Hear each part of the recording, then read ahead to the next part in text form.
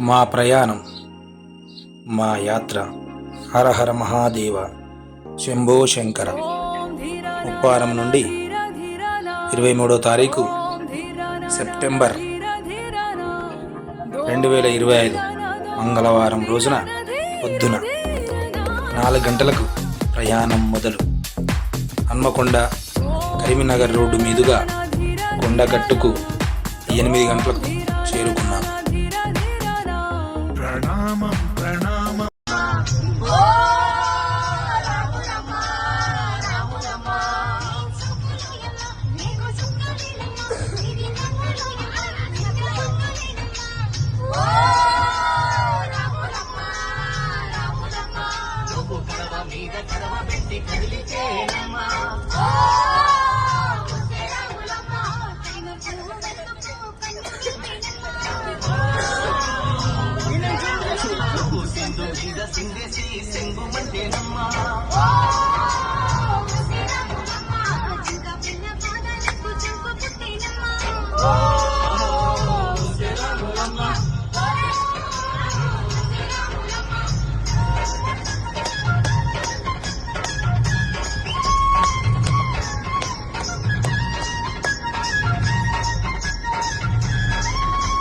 అందరూ ఒకటే ఫ్యాన్ అనుకోండి.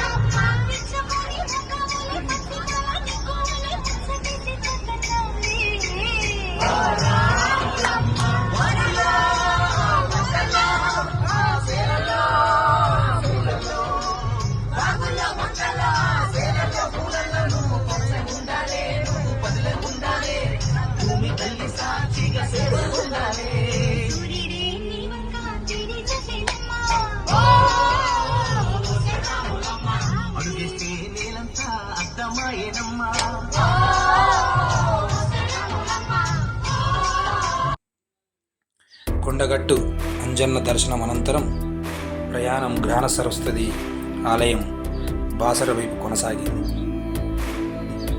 గోదావరి మాతకు పూజలు చేసుకుని 2 గంటలకు మధ్యాహ్నం అమ్మవారి దర్శనం జరిగినది. రాత్రి 11 గంటలకు కృష్ణేశ్వర్కు చేరుకున్నాం. దేవాలయానికి దగ్గరలో ఓంకార లాడ్జ్లో విశ్రాంతి తీసుకొని మరుసటి రోజు అనగా 24వ తారీఖు బుధవారం ఉదయం 9 గంటలకు 12వ జ్యోతిర్లింగమైనటువంటి హరహర మహాదేవుని దర్శనం బ్రహ్మాండంగా జరిగింది. కుటుంబ సమేతంగా వస్తున్న దేశ నలుమూలల భక్తులను చూసి సంతోషం వేసింది. అక్కడి నుండి ఎల్లోరా గుహల పర్యాటక కేంద్రాన్ని, అన్ని రకాల గుహలను, వాటి చరిత్రలను మా పిల్లలకు చెబుతూ ఎంతో సంతోషంగా ఎలక్ట్రిక్ వెహికల్లో ప్రయాణించి ఎంజాయ్ చేశాం. యునెస్కో గుర్తింపు పొందిన ఈ ఎల్లోరా గుహలు 6వ శతాబ్దం నుంచి 10వ శతాబ్దంలో 34 గుహలు గలది. బుద్ధిస్ట్ కేవ్స్ 1 నుంచి 12 వరకు 5, 7వ శతాబ్దంలో నిర్మించినారు. హిందూ గుహలు 13 నుంచి 29 నంబర్ గలవి 7, 9వ శతాబ్దంలో నిర్మించినట్టుగా మనకి ఇక్కడ ఉన్నటువంటి శిలాఫలకాలు తెలియజేస్తాయి. కేవ్ 16లో ఉన్నటువంటి కైలాస టెంపుల్ అత్యద్భుతంగా నిర్మించబడినది. జైన కేవ్స్ 30 నుంచి 34 నెంబర్లు గలవి 9, 10వ శతాబ్దంలో నిర్మించినట్లుగా మనకు ఆధారాలు తెలియజేస్తున్నాయి. 32వ కేవు ఇంద్ర సభగా పేరుగాంచి విశిష్టతను సంతరించుకున్నది. ఎల్లోరా గుహల నుండి విశిష్టత గల భద్రమారుతి టెంపుల్కి 3 గంటల 25 నిమిషాలకు చేరుకొని ఆ హనుమంతుని ఆశీస్సులు తీసుకోవడం జరిగింది. అక్కడి నుండి 12వ శతాబ్దంలో యాదవులచే నిర్మించబడిన 5వ బిల్లమ నిర్మించినట్టు దౌలతాబాద్, దీన్ని దేవగిరి కోటకు చేరుకొని కోట విశేషాలు మా వాళ్లకు చెప్పుకుంటూ నేను ఆ చరిత్రను మరొక్కసారి గుర్తు చేసుకుంటూ చరిత్రకు గల విశేష రాజుల పరాక్రమాన్ని పరిశీలనను నెమరు వేసుకుంటని ఈ కోటలో ఉన్నటువంటి అత్యద్భుతమైన భారత మాత దేవాలయం, కాలాకోట, చాంద్ మినార్, చిన్నీ మహల్, అత్యద్భుతమైనటువంటి డిఫెన్సివ్ ఆర్కిటెక్చర్, రంగ్ మహల్, ఆమ్ కాస్, వాటర్ ట్యాంక్, సరస్వతి మెట్ల బావి, రహస్య సొరంగ ద్వారాలు, చీకటి ద్వారాలు చూపర్లను ఎంతగానో ఆకట్టుకుంటాయి.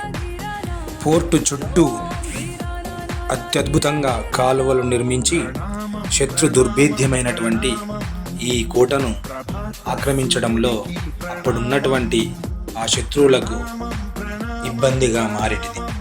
దౌలతాబాద్ నుండి బయలుదేరి 5:30 ప్రాంతంలో సాయంత్రం బీబీ-కా మకబరా, దాన్నే మనం మినీ తాజ్మహల్ అంటూ ఉంటాం.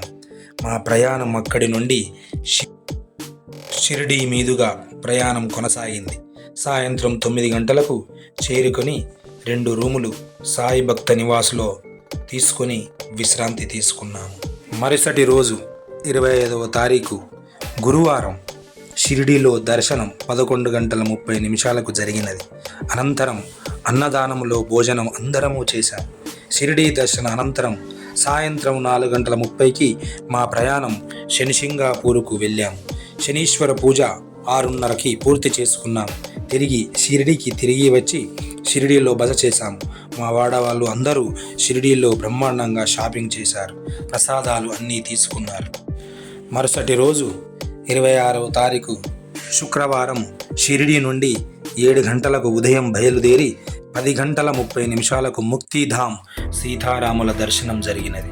అక్కడి నుండి పంచవటికి చేరుకొని 1:25 మధ్యాహ్నం కాలారాం టెంపుల్, కపాలేశ్వర టెంపుల్, సీతా గుఫ, లక్ష్మణ రేఖ, రామ్ కుంద్, గోదావరి రివర్లో బ్రహ్మాండంగా తిరిగి అక్కడ ఉన్నటువంటి వివిధ చరిత్రలను ఒక్కసారి తెలుసుకున్నట్లయితే బ్రహ్మాండంగా ఒళ్ళు గగుర్చు పొడిచినది. ఈ పంచవటి నుండి బయలుదేరి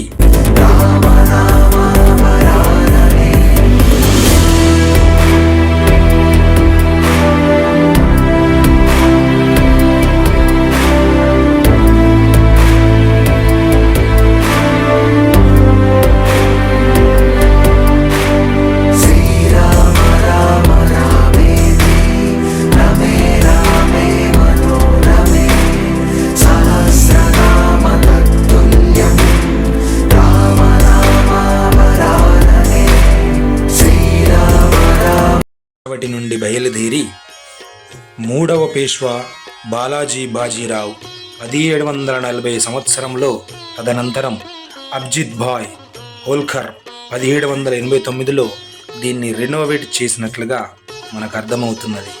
మా ప్రయాణం జ్యోతిర్లింగ దర్శనం 4:30 అయినది. పండితును సంప్రదించి వివిధ రకాల పూజల కొరకు త్రయంబకేశ్వరంలో బస చేయడం జరిగింది. మరుసటి రోజు 27వ తారీఖు శనివారం రోజున పొద్దున్నే అందరం పూజలు చేసి వివిధ రకాల పూజల కొరకు దాదాపుగా 6 గంటల సమయం పట్టినది. తిరుగు ప్రయాణం మొదలుపెట్టి మధ్యలో రాత్రి 10 గంటలకు భోజనం చేసి మధ్యలో కాసేపు రాత్రి 1 గంట నుంచి 4 గంటల వరకు విశ్రాంతి తీసుకొని ఇంటికి బయలుదేరాము. మరుసటి రోజు అనగా ఆదివారము తిరిగి ప్రయాణం పొద్దున్న 10 గంటలకు మా గ్రామమైన వారంకు చేరుకున్నాము. ఆ మహేశ్వరుని ఆశస్సులతో ఈ మా టూర్ విజయవంతమైనది. హర హర మహాదేవ, శంభో శంకర.